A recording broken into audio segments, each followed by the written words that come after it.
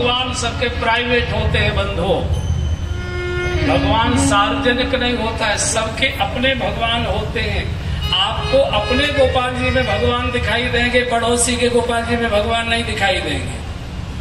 सबके प्राइवेट ही होते हैं। और बंधुओं, प्रेम कभी सार्वजनिक नहीं किया जाता, प्रेम प्राइवेट ही किया जाता है, एकांत में ही किया जाता है, एक से ही किया जाता है। सार्वजनिक तो व्यवहार किया जाता है। प्रेम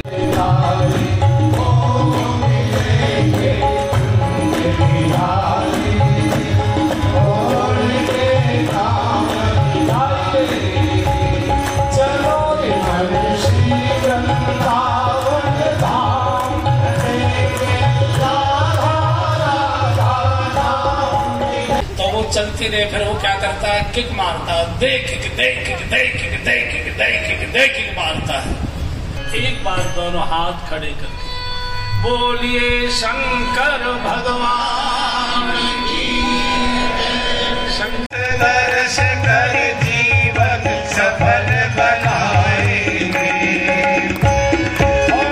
सब तेरे तोरण का पीपल 1000 वर्ष का वटवृक्ष लोग दर्शन करने जाते हैं, उसकी परिक्रमा करते हैं, वहां दीप जलाते हैं, प्रणाम करते हैं, उसकी पूजा करते हैं। प्रकृति जितनी बूढ़ी होती जाती है उतनी आकर्षक और पूज्य होती जाती है, और मनुष्य जितना बूढ़ा होता जाता है उतना कुरूप और अनाकर्षक होते जाता है। और आप देखिए, बूढ़े साधु को देखिए और बूढ़ी गृहस्थी को देखिए, संसारी को देखिए, दोनों में आपको जमीन आसमान का अंतर मिलेगा। बूढ़े साधु के पास से कोई उठकर जाना पसंद नहीं करता, और बूढ़े गृहस्थी के पास कोई बैठना पसंद नहीं करता है। सब वो यही रोना रोते रहते, हमारे पास कोई बैठता ही नहीं है, हमारे पास कोई बैठता ही नहीं है, हमसे कोई बात है। अरे भाई, कोई आयु के लिए नहीं बैठा जाता। खोखले के पास कोई काहे को बैठेगा? खाली के खोखले के पास कैसे बैठेगा? किससे भरे हो? व्यथा से भरे हो तो उससे तो आदमी दूर जाएगा। बोले तो पहले ही हमारे अंदर भरी हुई है। आनंद से जो भरा है, भजन से जो भरा है, भक्ति से जो भरा है, सद्गुणों से जो भरा है, वहां धक्का खाकर भी आदमी जाता है दर्शन करने के लिए। बूढ़े राम सुखदास जी महाराज मारवाड़ी, अरे भाई जाओ, मेरे प्राण मत लो, काहे को मुझे तक करो, तुम काम करो। नहीं महाराज, कुछ नहीं बोला कि दूर बैठकर दर्शन करेंगे केवल। अपने दादाजी घर में बैठे, उनके पास बैठने को तैयार नहीं है। राम सुखदास जी महाराज के पास बैठने के लिए कलकत्ता तक दौड़ कर जाएगा। क्यों? जो भीतर से भरा है उसी के पास कोई बैठेगा।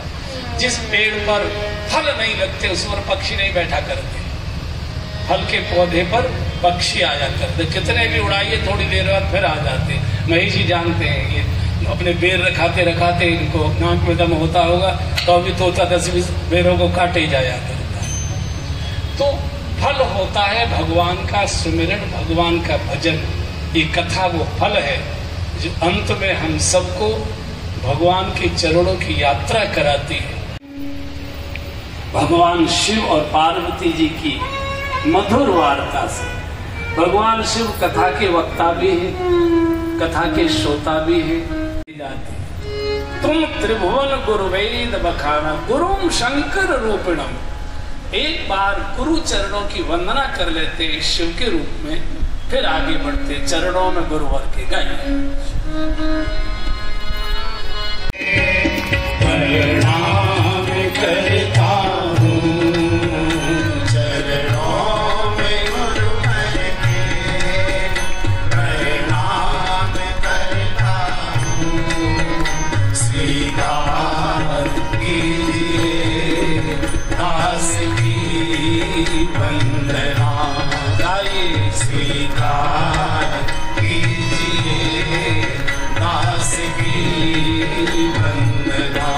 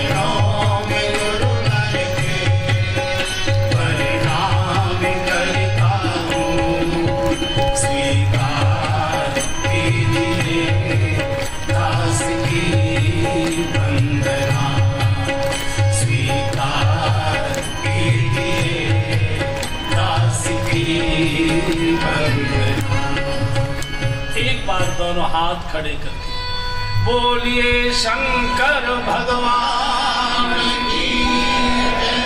शंकर जी त्रिभुवन के गुरु हैं और गुरु बिनु भावनी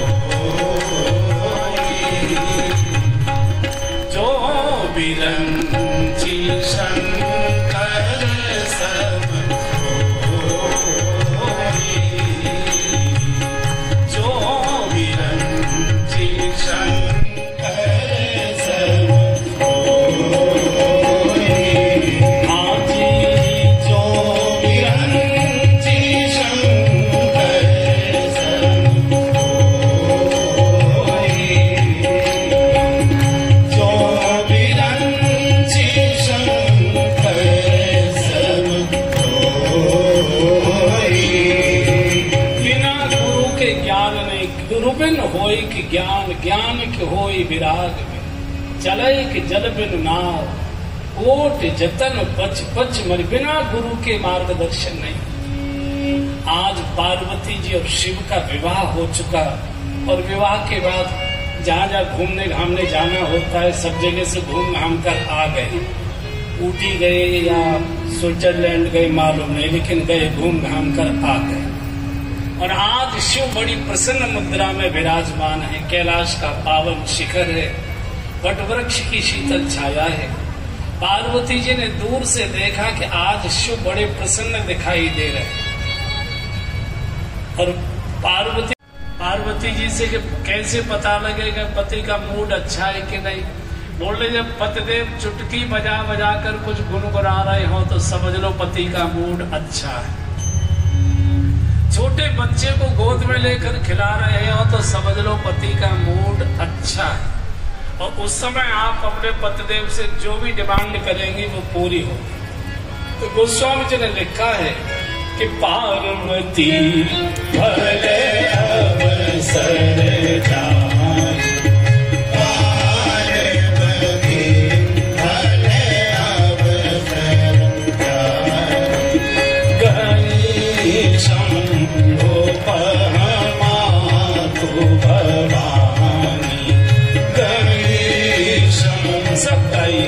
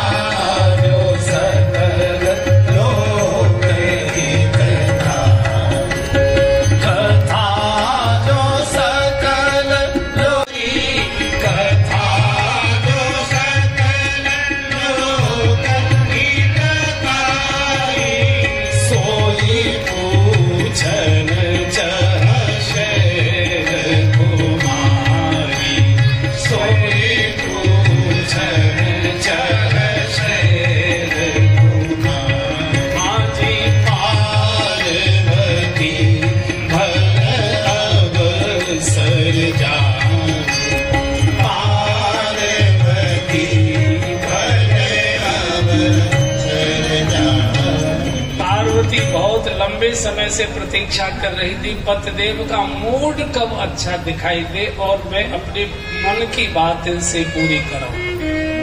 मूड देखकर हम भी बात करती हैं पतिदेव से, हम भी अपनी मनोकामना पूरी कराना चाहती है, लेकिन पार्वती जी कथा सुनने की मनोकामना पूरी कराना चाहती है। हम अपनी पुरानी झुमकी बदलने के लिए मूड रेखा करती है कि अगर मूड ठीक है तो पुरानी झुमकी बदल लाए, ये ले आए, ये ले आए। ये सीधे शिव के पास गई, प्रणाम किया। शंकर जी ने क्या कि जानी प्रिया आ गए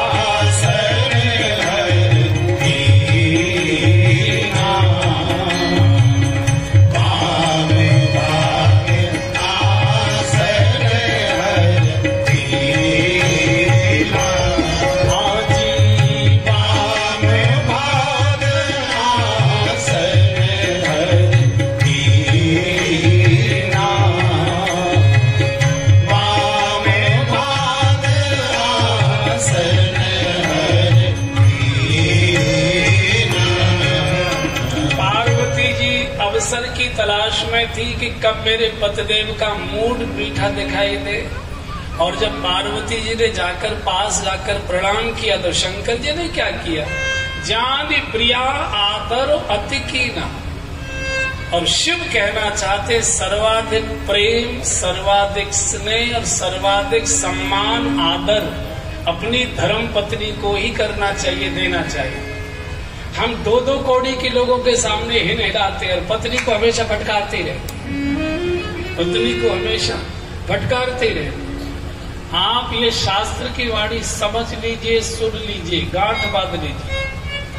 जिस घर में दुख के कारण, अपमान के कारण, क्लेश के कारण, पति की वाणी के कारण अगर कोई भी महिला पत्नी स्त्री रोती है, उसके आंसू गिरते हैं, उस घर से वरक्कत रूठ कर चली जाती है। वरक्कत, पैसा नहीं रूठता, पैसा तो रहता लेकिन वरक्कत नहीं रहती, आनंद नहीं रहता, अभाव ही बना रहेगा, रोग ही बना रहेगा, झगड़े ही बने रहेंगे, कलह क्लेश ही बनी रहेगी। चूंकि जो गृहिणी है, धर्म पत्नी है, वो घर की मालकिन है, साक्षात लक्ष्मी है। और जिस घर में लक्ष्मी ही रोएगी उसमें समृद्धि नहीं होगी। संपत्ति तो हो सकती है, समृद्धि नहीं होगी, वरक्कत नहीं होगी, आनंद नहीं होगा, कुछ न कुछ रोग के, शरीर के, शांति के, संतान के कोई न कोई अभाव आपको खटकते रहे। इसलिए घर की जो मालकिन है वो हमेशा प्रसन्न चाहिए, प्रसन्न चाहिए। एकदम शंकर जी ने बहुत आदर किया। जान प्रिया आदर अति कीना, बिल्कुल वापस बिठाए। बोलो देवी क्या चाहती? तो पार्वती जी ने कहा कि सचमुच आप अगर मुझे हृदय से स्नेह प्रेम करते तो मेरी एक मन की इच्छा पूरी कर। क्या है बताओ ना, 1 नहीं 10 का हो, हम करेंगे पूरी। बोले मुझे भगवान की मधुर मंगलमय कथा सुनाए।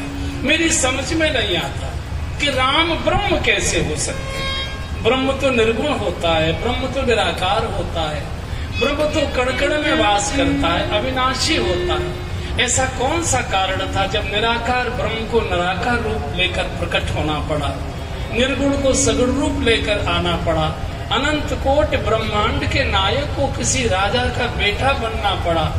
उनके पूरे जन्म के अवतार के कारण सुनाइए, उनकी समस्त बाल लीलाओं का दर्शन कराइए, उनके मांगलिक विवाह उत्सव की चर्चा सुनाइए, फिर वनवास के अवसर पर, राज तिलक के अवसर पर घटी हुई वनवास की दुर्घटना की कथा सुनाइए, फिर दंडकारण्य की समस्त लीलाओं के साथ सीता जी के हरण से लेके रावण के मरण तक की पूरी कथा सुनाइए। और उसके बाद जो अयोध्या में राज तिलक महोत्सव मनाया गया, पूरी कथा जो सकल लोक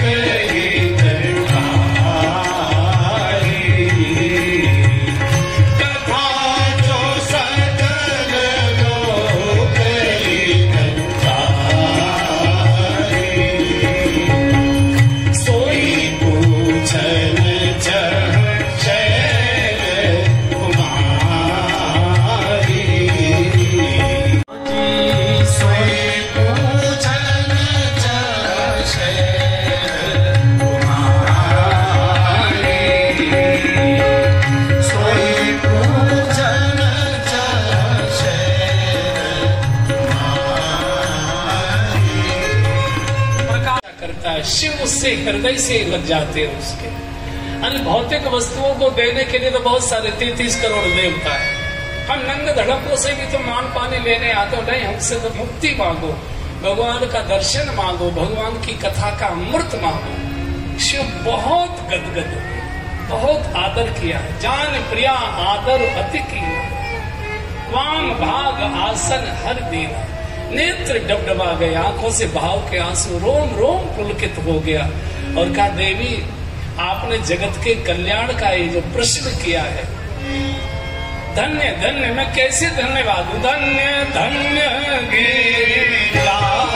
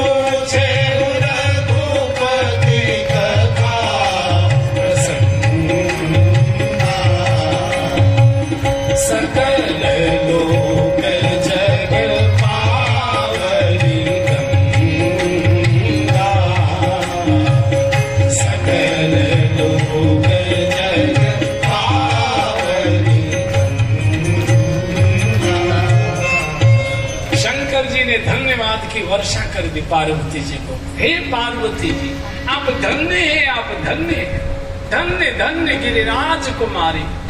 पत्थर की भगत प्रेम वश सगुण सोई, भगत प्रेम वश सगुण सोई, आदि सगुण ही अगुण ही नहीं कछुए, सगुण ही अगुण ही नहीं कछुए।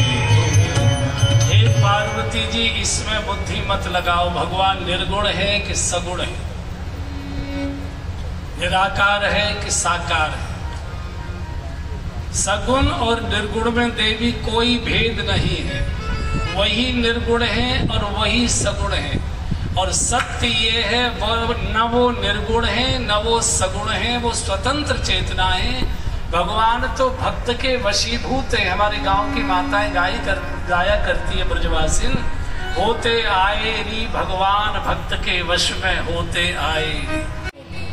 हमारे वृंदावन में आई 5,500 से ज्यादा बिहारी जी के मंदिर है। बांके बिहारी, चैन बिहारी, रसिक बिहारी, गोविंद बिहारी, गोपाल बिहारी, पुलिन बिहारी, यमुना बिहारी, कुंज बिहारी, निकुंज बिहारी। अब असली कौन से है और नकली कौन से, कौन तय करेगा? ये सभी असली। जिस भक्त को जो रूप अच्छा लगा, और भगवान सबके प्राइवेट होते हैं बंधु, भगवान सार्वजनिक नहीं होता है, सबके अपने भगवान होते हैं।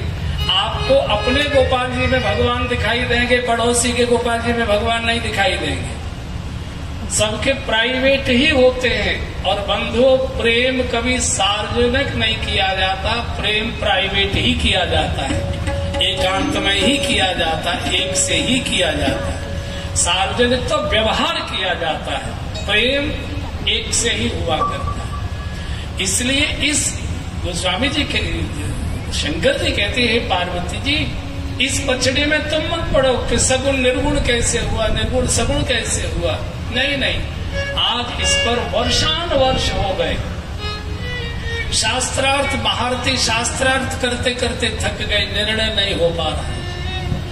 मैं व्यासपीठ से विनम्र निवेदन कर रहा हूं, और जो देश और विदेश में यूट्यूब चैनल के माध्यम से जो बंधु बहनें अपने घर पर बैठकर इस कथा को सुन रहे हैं, कृपया ऐसे सत्संगों में और ऐसे शास्त्रार्थों में मत जाइए जहां इस विषय की चर्चा होती हो कि भगवान निर्गुण है कि सगुण है। वो अनेक प्रकार के तर्क देंगे कि पत्थर की मूर्ति भगवान कैसे हो सकती है, मिस्त्री की बनाई हुई मूर्ति मशीन में के सांचे में ढले हुए गोपाल जी ये भगवान कैसे हो सकते हैं। जो भगवान मक्खी नहीं उड़ा सकता, अपनी चूहिया देखो वह चाट रही है, ऊपर मक्खी भिनक रही है, वो तुम्हारे कष्ट क्या दूर कर सकता है। वो ऐसे उल्टे सीधे प्रश्न आपके सामने रखेंगे, आपकी श्रद्धा को डिगाते हैं। उनको भक्ति का, भगवान का, भजन का कुछ पुस्तकें पढ़ ली है और वो खोपड़ी में भरा है। और मुझे तो जब सकते बाद में कीजिए, मरा जब कर भी ब्रह्म ज्ञानी हो गए, भगवान का दर्शन हो गया उनको, तो उससे तो अच्छे मंत्र जपते ही हैं। इसलिए पूर्ण श्रद्धा और विश्वास के साथ, विश्वासो फलदायक, विश्वास के साथ पत्थरों से बात हुई है, पत्थर बोले हैं, मूर्तियां बोली है, वृक्ष बोले हैं, नदियां बोली है, गंगा भी बोली है। तो श्रद्धा फलित होती है, हमारा समर्पण फलित होता है, हमारे हृदय का भाव फलित होता है। ऐसे लोगों से हार मान लीजिए, हाथ जोड़ दीजिए, वो कहे इससे क्या फायदा है, इससे क्या फायदा है, इससे क्या फायदा है, गंगा नहाने से क्या फायदा, मछली क्यों नहीं तर गई, तो उसमें जाते हो बोले भैया कोई फायदा नहीं, तू मत कर। तुझसे कौन कह रहा है कि ऐसे लोगों से गली बदल दो, नहीं तो आपकी श्रद्धा डगमगा जाएगी और जो कर रहे थे वो भी छूट जाएगा। आए थे हर भजन को, फिर ओटन लगे कपास। कपास मत ओटिए, भगवान के नाम का सुमरन, और वो सुनता है। चीटी के भी नूपुर सुनता, ऐसा साहिब मेरो सुनता है। हमारी बात नहीं सुन रहा, इसका अर्थ है पुकार में कहीं न कहीं कमी रह गई। पानी तो 100 डिग्री टेम्परेचर पर ही भाप बनता है, 100 डिग्री के पहले पानी कुनकुनाता रहता है, भाप नहीं बनता। इसलिए पूर्ण 100 डिग्री पर पानी जब उबलता है तो भाप बनकर ऊपर की ओर जाता है। बंधु, जब 100 डिग्री के उबाल पर पुकार आएगी तो भगवान ऊपर से नीचे उतर कर आता है। बोल क्या?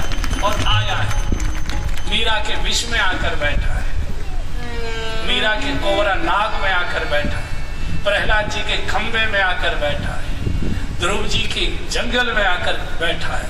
वो आता है, पुकार सुनता है। कहीं न कहीं पुकार, या तो हमारा कहीं न कहीं ठीक से जो मोबाइल है वो ठीक काम नहीं कर रहा, या तो लाइन व्यस्त है, या तो बैटरी चार्ज नहीं है, या तो नंबर गलत मिला है।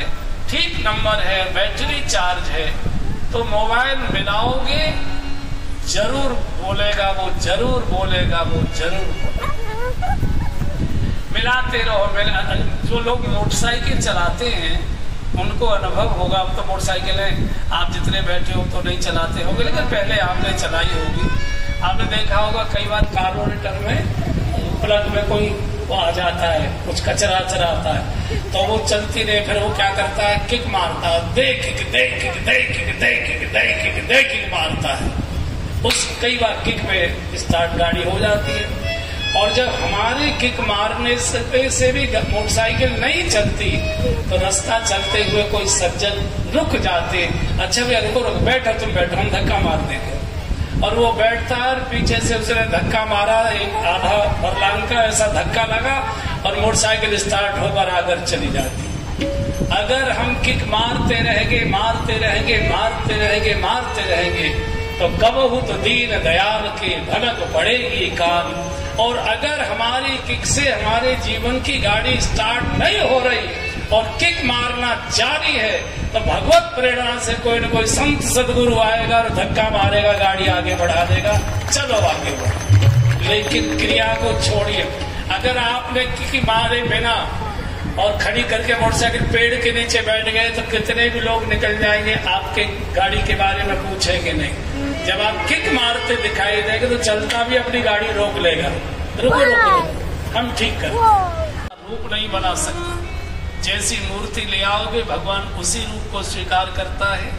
जो नाम लेकर भगवान को पुकारोगे उसी नाम को सुनकर भगवान प्रकट हुआ करता है। इसलिए इस बहस को छोड़कर जो जैसा कर रहे हो वैसा करते जाइए। भक्त तय करता है कि प्रभु इस रूप में आओगे तभी दर्शन करूंगा, नहीं तो नहीं करूंगा। शायद मैंने पहले भी सुनाया होगा, हमारे वृंदावन की घटना है और कोई बड़ी 200-400 साल पुरानी नहीं, अभी 100-125 साल पुरानी घटना।